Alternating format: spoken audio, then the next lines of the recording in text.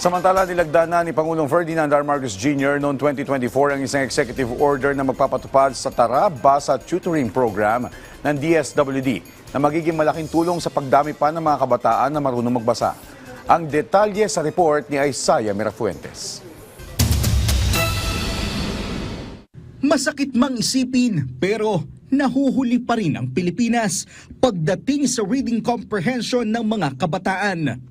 Base sa International Student Assessment or PISA, nasa 79th place ang Pilipinas noong 2018. Bahagyang nakaahon noong 2022 sa 76th place.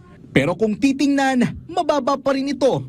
Kaya mismong si Pangulong Ferdinand Marcos Jr. naalarma.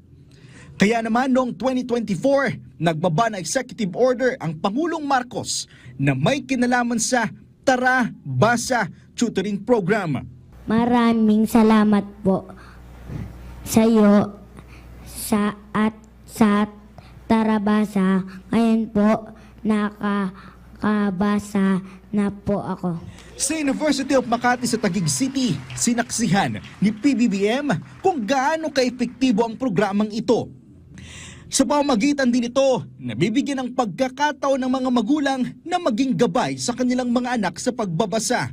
Dahil nagkakaroon ng pagkakataon ang pamahalaan na turuan ang mga magulang sa tamang paraan ng pagtuturo sa kanilang mga anak ng pagbabasa.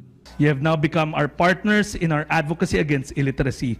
You have demonstrated your readiness to help today in building a brighter future for these kids, contributing to nation building. Bahagi rin dito ang pagtuturo sa mga college student na maging tutor sa mga bata para rin merong mapagkakitaan. Para sa Pangulo, magandang programa ito para tumaas ang kalidad ng edukasyon sa bansa. Hindi na maikaila na ang pagbabasa ay pundasyon ng kaalaman at ng pag-uunlad. At sa tulong ng programang ito, kasama na ang Academic Recovery Program ng DepEd. Panatag ako na mapupunan natin ang mga naging pagkukulang. Kabataan ng pag-asa ng bayan, kaya prioridad na tulungan ng mga kabataan sa pag-abot ng kanilang mga pangarap. Isaiah Mirafuentes para sa Pambansang TV sa Bagong Pilipinas.